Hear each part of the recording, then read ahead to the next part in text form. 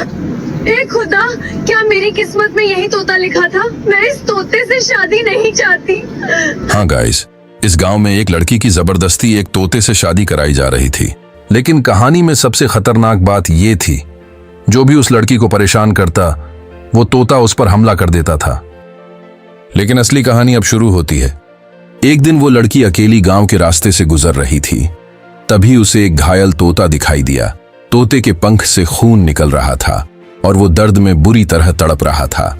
लड़की तुरंत उसे उठाकर गांव के डॉक्टर के पास ले गई। उसने डॉक्टर से कहा, प्लीज इसे बचा लीजिए। दवा लेने के बाद वो तोते को अपने घर ले आई। वो उसे दाना और पानी देकर उसकी देखभाल करने लगी। हर दिन वो उसके घायल पंख पर पट्टी करती थी और प्यार से कहती, तुम घबराओ मत, मैं तुम्हें बिल्कुल ठीक कर दूंगी। लेकिन गांव वालों को यह सब बिल्कुल पसंद नहीं आ रहा था। वो लड़की का मजाक उड़ाते थे, से बेवकूफ कहकर चिढ़ाते। धीरे धीरे गांव वाले हिंसक होने लगे।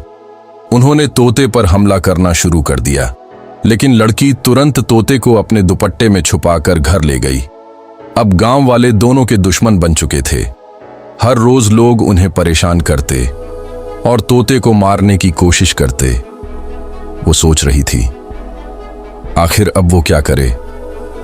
फिर उसने फैसला किया कि वो कल सुबह तोते को हमेशा के लिए आजाद कर देगी। अगली सुबह वो जंगल चली गई और उसने तोते को उड़ाकर आजाद कर दिया। लेकिन कुछ ही देर बाद वो तोता वापस आकर लड़की के कंधे पर बैठ गया। लड़की ये देखकर पूरी तरह घबरा गई। उसने कहा, तुम वापस क्यों आ गए? गांव वाले हमें जीने नहीं देंगे। तभी अचानक गांव वाले फिर से उनके पीछे आ गए। उन्होंने तोते को लड़की से छीनने की कोशिश की, लेकिन तोता उड़कर फिर उसी के पास लौट आया। बूढ़ा आदमी तोते का असली राज बताता है। वो तोता कोई साधारण पक्षी नहीं है। सालों पहले उसे एक श्राप मिला था। लोग कहते हैं उसके अंदर एक खतरनाक शक्ति छुपी हुई है। अगर वो शक्ति जाग गई तो पूरा गांव बर्बाद हो सकता है। गांव वाले डर गए। कुछ लोग उसे अपशकुन मानने लगे और कुछ लोग। उस रात लड़की को एक अजीब सपना दिखाई दिया। उसने खुद को एक अंधेरे जंगल में चलते हुए देखा। चारों तरफ सन्नाटा था, लेकिन तभी दूर जंगल के अंदर एक चमकती हुई रोशनी दिखाई दी। डर के बावजूद लड़की धीरे धीरे उस रोशनी की तरफ बढ़ने लगी, जैसे कोई अनजान शक्ति उसे वहां बुला रही हो। तभी दो खतरनाक चोर अचानक उसके सामने आ गए। उनकी आंखों में लालच था और लड़की डर कर पीछे हटने लगी। उसने मदद के लिए इधर उधर देखा, लेकिन वहां कोई नहीं था। और तभी पूरा जंगल तेज हवाओं से कांपने लगा। तोता अचानक वहां आ गया। तोते ने बिना रुके सीधे उन चोरों पर हमला कर दिया। तोता इतनी तेजी से उन पर वार कर रहा था कि चोर जमीन पर गिरने लगे। पूरा जंगल चीखों से गूंज उठा और दोनों चोर डरकर भागने लगे। लड़की हैरानी से उस तोते को देखती रह गई। उसे समझ नहीं आ रहा था कि आखिर वो उसकी मदद क्यों कर रहा है। तभी तोता धीरे धीरे उसके पास आया और अपना एक चमकता हुआ पंख उसके हाथ में छोड़ दिया। जब भी तुम्हें मेरी जरूरत पड़े, इस पंख को अपने हाथों में पकड़ लेना, मैं तुम्हारे पास आ जाऊंगा। अचानक लड़की की आंख खुल गई। सुबह हो चुकी थी।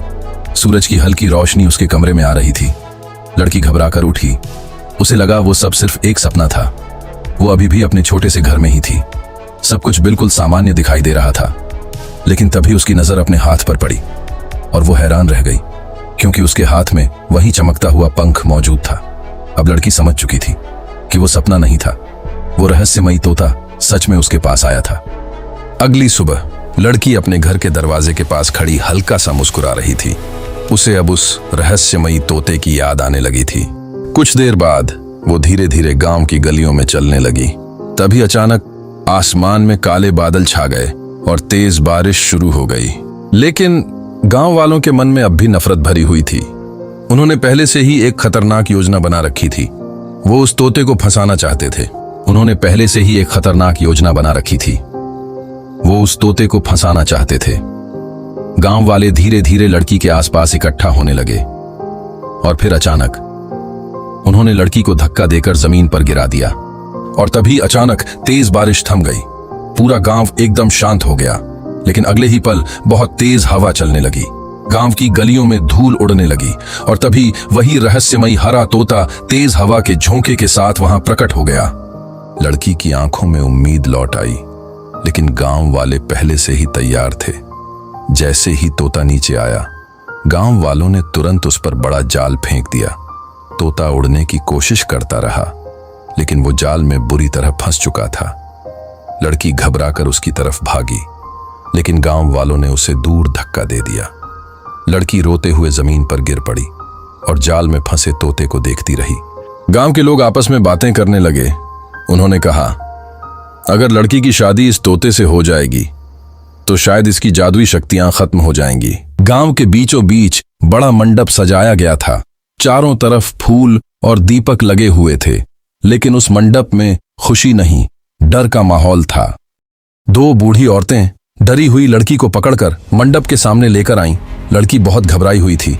उसे समझ नहीं आ रहा था कि उसके साथ आखिर क्या होने वाला है। कुछ ही देर बाद गांव वालों ने लड़की और उस तोते को मंडप में साथ बैठा दिया। पूरा गांव उस अजीब शादी को देखने लगा। वही रहस्यमयी हरा तोता अचानक जोर जोर से चमकने लगा। कुछ ही पलों में तोते का शरीर बदलने लगा और धीरे धीरे वो एक रहस्यमयी राजकुमार में बदलने लगा। अब वो रहस्यमयी राजकुमार मंडप के बीच रखी बड़ी कुर्सी पर बैठा हुआ था। उसके पैरों के पास सोने के सिक्के, हीरे और मोती चमक रहे थे। तभी गांव के लोग धीरे धीरे उसके सामने घुटनों के बल बैठने लगे। पूरा गांव एक साथ हाथ जोड़कर माफी मांगने लगा। चारों तरफ सिर्फ एक ही आवाज गूंज रही थी, हमें माफ कर दो। वही बूढ़ा पंडित भी कांपते हुए उसके सामने आ गया और हाथ जोड़कर बोला, हमें माफ कर दीजिए राजकुमार, हमसे बहुत बड़ी गलती हो गई। कुछ देर तक राजकुमार चुपचाप सबको देखता रहा। फिर उसने धीरे से कहा, किसी अच्छे इंसान के साथ कभी बुरा व्यवहार नहीं करना चाहिए। राजकुमार की बातें सुनकर पूरा गांव शर्म से सिर झुकाकर खड़ा हो गया। फिर गांव वालों ने उन दोनों की बहुत ही खुशी खुशी शादी करवाई। पूरा गांव ढोल नगाड़ों और तालियों की आवाज से गूंज उठा। और इस कहानी से हमें यही सीख मिलती है कि हमें कभी भी किसी इंसान, जानवर या किसी भी जीव के साथ बुरा व्यवहार नहीं करना चाहिए, क्योंकि दया और अच्छाई हमेशा जिंदगी को बदल देती है।